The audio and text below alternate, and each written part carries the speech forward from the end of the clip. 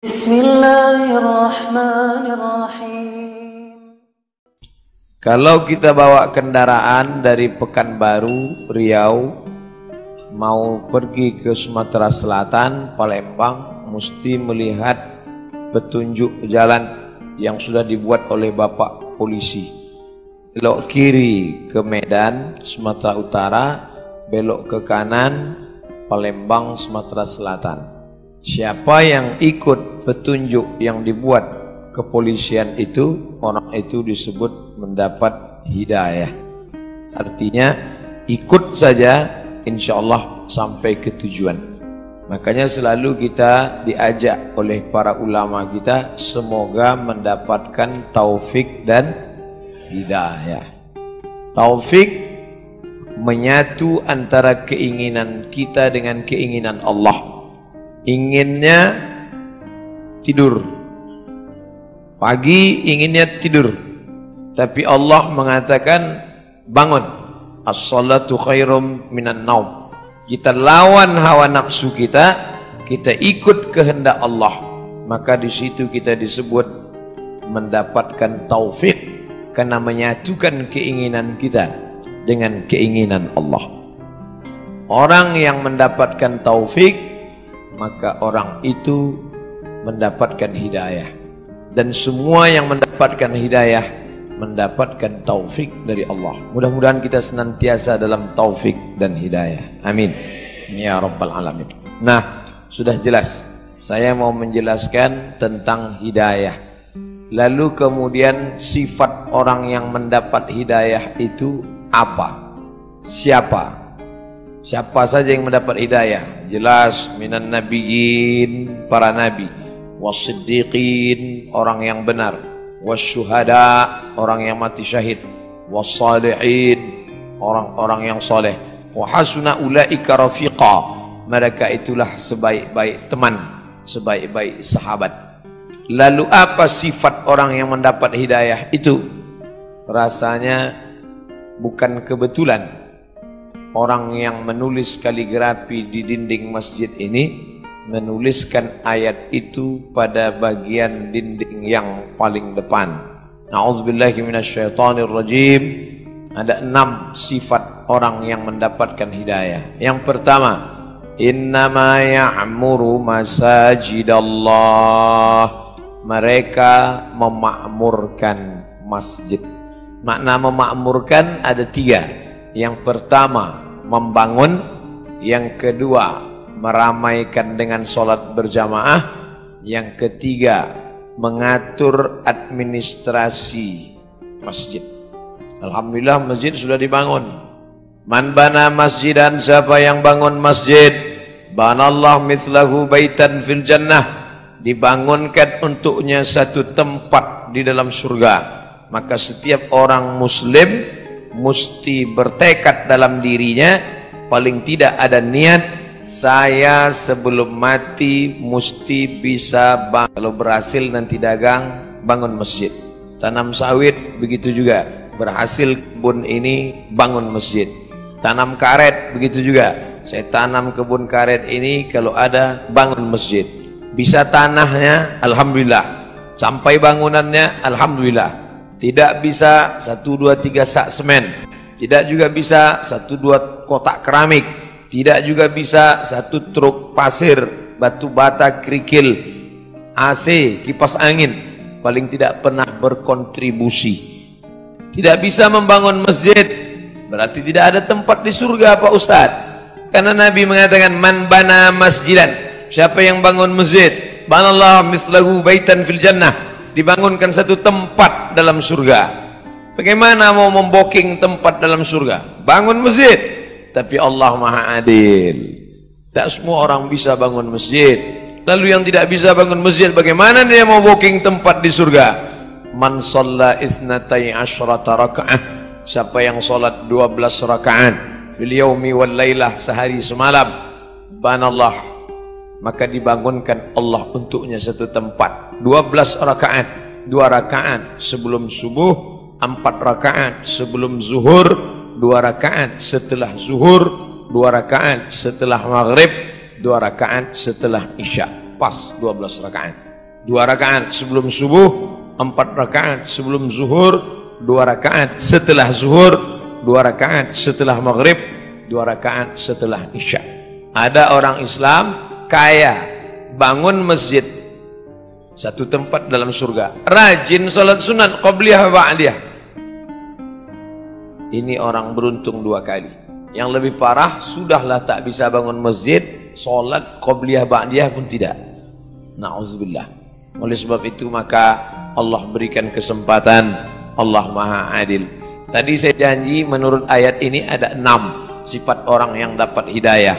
Pertama, memakmurkan masjid dengan pengertian 3. Bangun, ramaikan, atur administrasinya, tertib administrasi. 2. Man amana billah, akidahnya benar, la ilaha illallah. Kenapa didulukan bangun masjid baru beriman kepada Allah? Karena ternyata ada orang yang bangun masjid tapi tidak beriman kepada Allah. Ini Ustaz Somad ngawur. Mana ada orang bangun masjid tak beriman? Ada. Masjid apa? Masjid untuk kampanye. Kata pepatah Melayu, kalau tak ada berada, takkan tempua bersarang rendah. Burung tempua sarangnya di atas pokok kelapa, tapi kalau sudah padi menguning, dia akan turun ke bawah. Dan itu terjadi di zaman sekarang. Padi menguning itu berapa lama? 5 tahun sekali. Musim-musim kampanye. Orang mulai nyumbang untuk masjid, masuk ke masjid, pakai sorban, pakai peci, pakai koko, pakai sarung, tapi tak sunat. Dan banyak orang terkecoh, disangka ustadz, rupanya KW. Masjid dibangunnya. Ustadz tahu dari mana? Masuk SMA, SMS, WhatsApp, datang nanya, Ustadz, apa hukumnya si fulan bangun masjid, nyumbang untuk masjid? Saya bilang jangan ambil. Karena pasti ada udang di balik pempek. Ada niat di balik itu semua. Ada tujuan terselubung, ada kepentingan. Maka jangan. Makanya prinsip dalam Islam, man amana billah, la ilaha illallah. Saya yakin semua yang datang subuh ini tidak ada tujuan lain. Langkah kaki dari rumah, bismillahi tawakkaltu 'alallah, la haula wala quwata illa billah. Salat, usolli fardhu subhi rak'ataini adaan ma'muman lillahi ta'ala. Puasa, nawaitu shauma ghadin an ada'i fardhi syahri ramadhan hadhihi sanati lillahi ta'ala. Haji, labbaik Allahumma labbaik, labbaik la syarika laka labbaik. Ketika engkau persekutukan, kau duakan Allah dengan yang lain, hilang amalmu. Lain asyrakta, kalau kau syirikkan Allah, kau duakan Allah, kau persekutukan Allah, la yahbatanna amaluka, gugur amalmu. Maka ciri orang yang mendapat hidayah yang kedua, man amana billah, jangan rusak tauhid, akidah kepada Allah. Ini kadang anak-anak lajang ini gara-gara lama dapat jodoh, rusak tauhidnya. Iyyaka na'budu wa duku nasta'in. Nyembahnya tetap sama Allah, mintanya ke dukun. Ini tak betul. Kadang orang ini suka mancing-mancing. Ustadz pakai cincin ada khasiat-khasiatnya. Ada, saya bilang. Apa khasiatnya? Kalau dipakai, duduk di rumah makan tak bayar. Hebat Pak Ustadz, duduk aja jangan makan. Masih percaya dia dengan yang begitu-begitu. La ilaha illallah. Kita dalam Islam diajarkan berani berkata la ilaha. La ilaha, tak ada lagi batu-batu. La ilaha, tak ada lagi dukun-dukun. La ilaha, tak ada lagi gelang-gelang. La ilaha, tidak ada lagi sembahan-sembahan. La ilaha illallah. Murni. Inna salati wa nusuki wa mahyaya wa mamati lillah. Maka dalam Islam diharamkan innamal ghamru wal maisiru wal ansabu wal azlamu khamar, namal amr wal maisir, judi, wal ansabu, menyembelih binatang untuk berhala, wal azlam, mengundi nasib, rijsun, najis, min amalis syaitan, perbuatan setan, fajtanibuh, jauhi. Ciri orang yang mendapat hidayah, dia berserah diri hanya kepada Allah, tapi tetap ada usaha. Jangan tidak ada usaha. Jangan nanti yang lajang-lajang, yang gadis-gadis, kamu tak ada usaha untuk jodoh. Kalau memang sudah takdir Allah, tak akan kemana. Tetap ada usaha. Contoh, ini kue kotak Nengs Bakri. Ini kan memang ditakdirkan untuk saya, ini kan? Memang untuk saya. Tapi saya tak ada usaha untuk membuka kotaknya. Masuk dia ke mulut saya? Tidak, menganga dari tadi. Mesti ada usaha untuk membuka kotaknya, lalu memilih-milih kue yang mana. Berapa biji kue? Ada usaha. Usaha itu disebut dengan ikhtiar. Itulah ahlus sunnah wal jamaah. Kalau tidak ada usaha, hanya pasrah saja, itu namanya Jabariyah. Orang Jabariyah kata dia tak ada usaha, takdir saja. Nanti tiba-tiba Pak Kapolsek razia, Prit, mana STNK BPKB? Saya serahkan pada Allah. Pukulkan kepalanya Pak. Lepas. Kenapa Bapak pukul? Ini pun dari Allah juga. Orang-orang gini ini mesti gitu melawan dia. Kita betul. Allah kasih kita kudrat, Allah kasih kita iradat, Allah kasih kita sama, Allah kasih kita basar, Allah kasih kita kalam, supaya kita berusaha.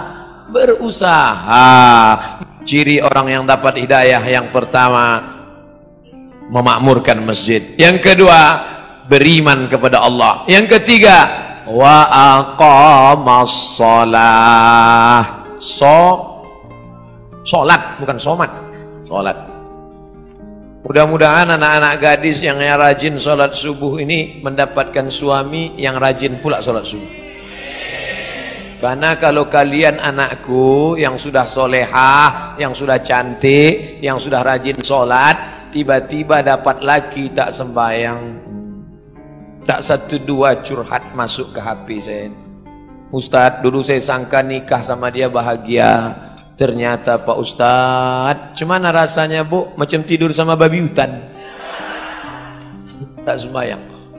Walaupun hidup 1000 tahun, kalau tak sembahyang, apa gunanya? Walaupun hidup 1000 tahun, kalau tak sembahyang, apa gunanya? Sab'atun yuzilluhumullah. Ada 7 golongan yang akan mendapatkan naungan Allah. Yauma la zilla illa zilluh. Hari itu tak ada atap, hari itu tak ada terpal, hari itu tak ada tenda, hari itu tak ada naungan.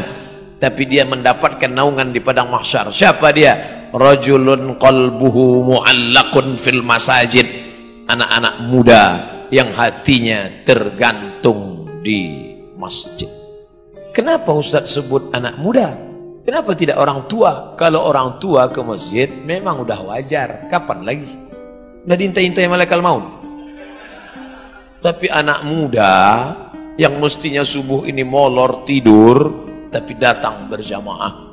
Padahal tadi malam sudah tabligh akbar, subuh tetap on time datang. Inilah anak muda yang dikatakan Allah dalam Al-Quran, innahum fityatun amanu bi rabbihim wazidnahum huda. Mereka sekelompok anak muda yang beriman kepada Allah, ditambah Allah hidayah mereka.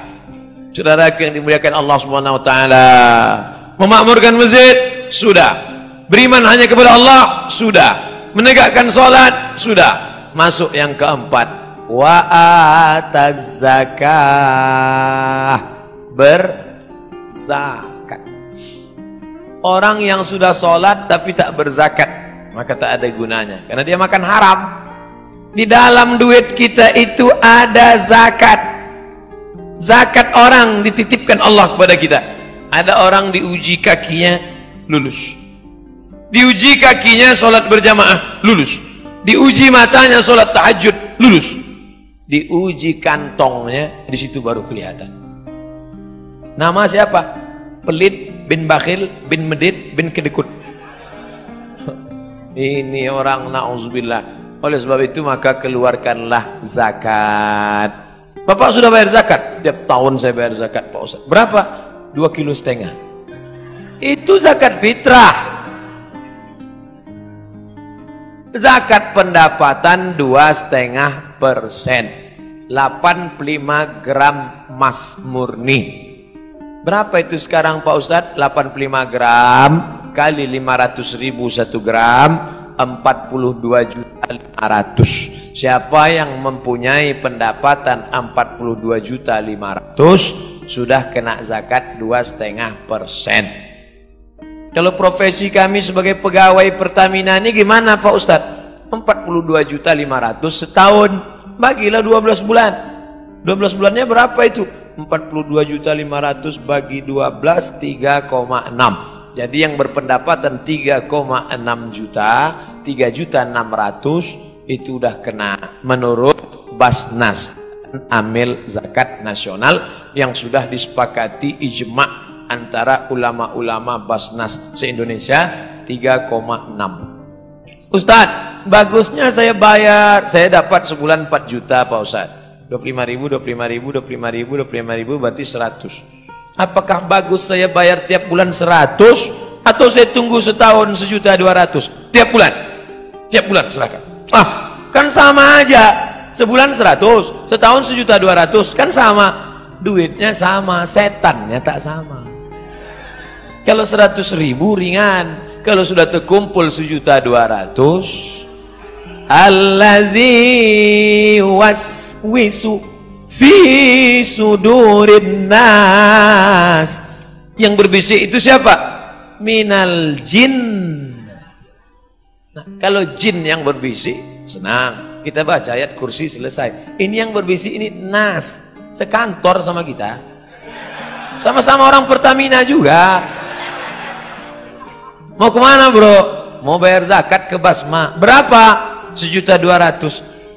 HP baru 1.100.000. Yang kalian sedekahkan itulah yang akan mengalir menjadi amal jariyah. Saudaraku yang dimuliakan Allah Subhanahu wa taala, siapa itu orang yang dapat hidayah? Innama ya'muru masajidallah, memakmurkan masjid. Man amana billah, la ilaha illallah, tauhidnya bagus. Wal yaumil akhir, percaya kepada dunia akan berakhir, kita akan mati, tinggal semua ini semua yang akan dibawa iman dan amal soleh. Wa aqamas shalah, rajin istiqomah salat. Wa ataz zakah, membayar zakat. Yang terakhir yang keenam, walam yakhsha illallah, takutnya sudah hilang. Tak lagi ada takut dalam hatinya, karena takutnya sudah habis hanya kepada Allah. Orang yang korupsi, kalau ditanya lagi, Bapak korupsi itu kenapa? Takut nanti pensiun tak punya rumah, tak punya mobil, tak punya kebun sawit, tak punya kebun karet, tak punya kos-kosan, takut anak tak bisa kuliah, takut dunia membuatkan orang menghalalkan yang diharamkan Allah. Alhamdulillah Ustaz, setelah Ustaz jelaskan 6 sifat ini ada dalam diri kami, alhamdulillah. Satu pun tak ada, na'udzubillah. Baru ada 3, tambah lagi. Kami tak berdaya, la haula wala quwata illa billah. Jangan takut menghadapi hidup, walam yakhsha illallah. Makanya ibu-ibu itu paling kuat dia. Meninggal suaminya, anaknya ada 3, tak ada dia takut. Tak menangis dia waktu suaminya meninggal. Ibu tak nangis, tak takut masa depan. Tidak Pak Ustaz. Kenapa? Banyak harta warisannya. Tak nangis ibu? Tidak. Kenapa tak nangis? Udah lama aku tunggu. Bapak ibu yang dimuliakan Allah, siapa yang tak ada rasa takut dalam hati? Kita tetap takut. Yang membuang takut itu Allah. Ala inna awliya Allah. Kalau sudah kalian dekatkan diri kepada Allah, bagaimana sifat orang itu? La khaufun alaihim wa la hum yahzanun. Dicabut Allah takut, dicabut Allah sedih. Itulah yang merusak hati orang modern. Takut, sedih, penyakit stres, depresi, jantung koroner, diabetes meletus, asam urat naik gara-gara terlampau takut, sedih. Apa beda takut sama sedih? Sedih terhadap masa lalu, takut terhadap masa depan. Takut terhadap masa depan. Maka menghilangkan takut itu dengan apa? Falyabudu rabb hadzal bait. Banyak-banyak engkau beribadah di rumah Allah ini. Kalau engkau banyak beribadah, Allah janjikan dua. Apa dia? At'amahum min ju'. Kalau kau lapar dikasihnya makan. Wa amanahum min khauf. Kalau kau takut dikasihnya aman. Ibu-ibu yang merasa takut banyak-banyak beribadah. Innama ya'muru masajidallah man amana billah wa bil yaumil akhir wa aqamas salah wa ataz zakah wa lam yakhsha illallah fa'asa ulaika ayyakunu minal muhtadin. Mudah-mudahan kita termasuk orang yang dapat hidayah insyaallah.